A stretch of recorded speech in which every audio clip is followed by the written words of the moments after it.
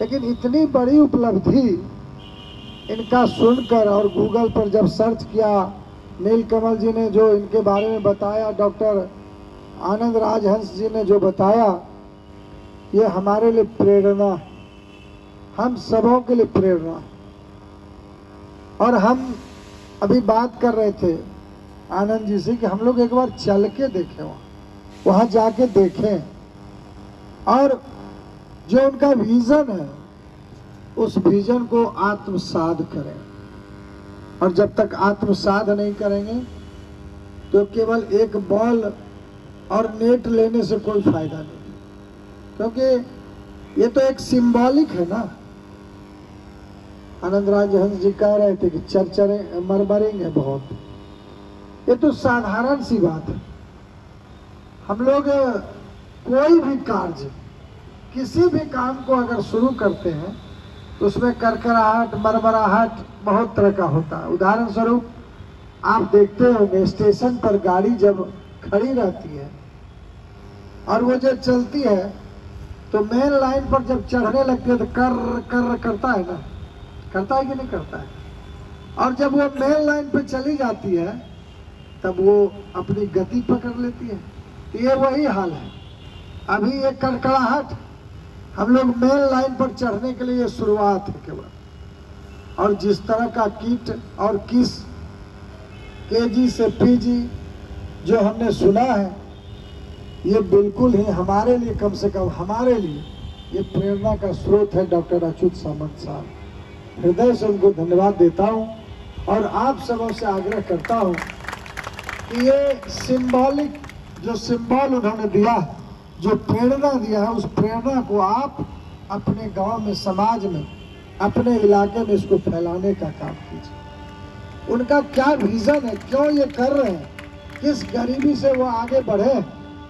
और प्रेरणा इसलिए है कि हम लोग कोई कार्य करने का सोचते नहीं हैं और ये मान बैठते हैं कि हमसे नहीं हो पाएगा। लेकिन डॉक्टर अच्युत सामंत ने ये दिखाया, एक गरीब व्यक्ति कैसे इतना आगे बढ़े, कैसे मैनेजमेंट किया।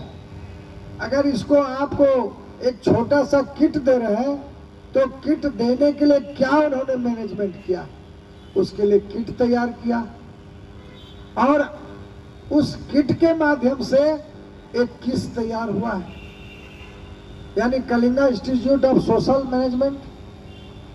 आप उसको अनुसरण करें, अनुपालन करें। कैसे करेंगे? तो हमको आत्मनिर्भर बनना, आगे बढ़ना है। तो पहले तो हम खेल खेलें। हमारे अजय सर कर रहे थे खेलो और खिलो, ठीक ही कर रहे थे। पहले तो हम लोग डरते थे खेलने से कि हमारा लाइफ बर्बाद हो जाएगा, लेकिन अब खेलने से लाइफ बनता है, ये दिख भी रहा है। और सरकार भी काम इस पर करना शुरू कर दिया है। और जो इन्होंने किया है वो पूरे देश के लिए नजीर बन रहा है। पूरा देश का लोग देख रहा है, टकटकी लगा के देख रहा है। तो हम लोग उदाहरण के स्वरूप में इसको आत्मसात करें। और उदाहरण के लिए बहुत सा आर्ट ऑफ लिविंग, यानी क्या, जीने की कला। ये आदरणीय हमारे रविशंकर जी, हम भी उनके फॉलोवर है। हम लोग वहाँ 15 दिन रहे बेंगलोर में जाके उनके आश्रम में, और वहीं से हम आदमी बने। हम तो सिविल सर्जन के बेटा थे, हम एसी में पैदा हुए थे और लगता था कि दुनिया जो है यही है। लेकिन जब वहां पर हम रहे और जो उन्होंने बताया जीने की कला, वहीं से आदमी बन गए, वहीं से आदमी बन गए। तो अभी आर्ट ऑफ गिविंग, ये थिंक, ये सोचने की कला। अब सोच सकते हैं कि हम लोग देने की कला।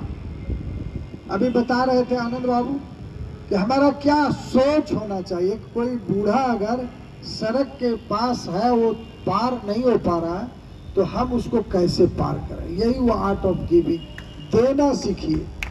और कई तरह से हम लोग दे सकते हैं। देना क्या है, अगर हमारे घर के बीच में, समाज के बीच में कोई लाचार महिला है, बेबस बहन है, किसी को इलाज कराने के लिए अगर हम अपनी गाड़ी से अस्पताल पहुंचा दें, ये भी आर्ट ऑफ गिविंग हुआ। ये भी आर्ट ऑफ गिविंग हुआ। ये प्रेरणा हम डॉक्टर अच्युत सामंत से ले सकते हैं। और ये उदाहरण हम तो 2 महीने से हम भी अभी शिक्षा जगत में एक काम शुरू किए। विधायक का काम क्या होता है?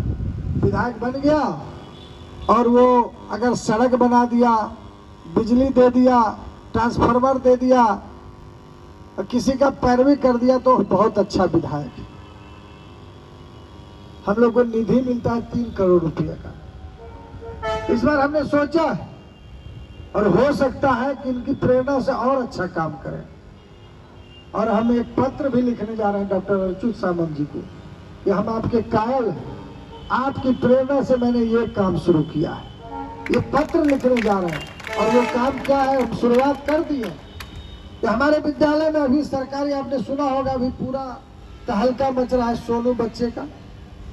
एक ऐसे बच्चे हैं जो इतने टैलेंटेड हैं और सरकारी विद्यालय में क्या पढ़ाई होती है पूरा वायरल हो रहा है। पढ़े हैं ना, सुने हैं ना? हमने वो अपने विधानसभा के अंदर में क्या किया है, 6:30 बजे मैं स्कूल जाता हूँ और वहां पर झाड़ू लगाते हैं, बच्चे के साथ प्रार्थना करते हैं और उसके बाद 11:30 बजे तक रह के हम क्लासरूम जाते हैं आनंद साहब, और बच्चे को जो टीचर पढ़ाते हैं वो सुनते हैं।